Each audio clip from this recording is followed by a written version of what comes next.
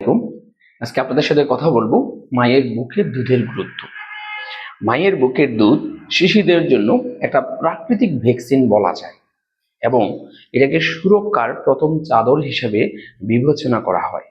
তাহলে মায়ের বুকের দুধ পান করলে শিশুদের কি কি উপকার হয়?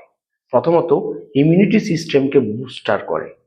দ্বিতীয় নম্বরে, বাচ্চার ডায়রিয়া অ্যালার্জির ঝুঁকি কমায়।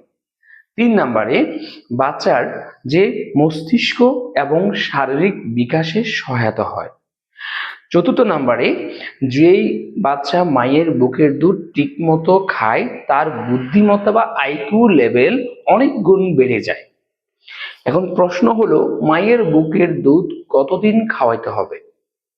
বাচ্চা জন্মের পরপর 6 মাস বয়স পর্যন্ত শুধুমাত্র মায়ের বুকের দুধ খাবে, সেক্ষেত্রে অন্য কোনো খাবার খাবে না, এমনকি পানি, মধু এসব কিছু খাওয়ানো যাবে না।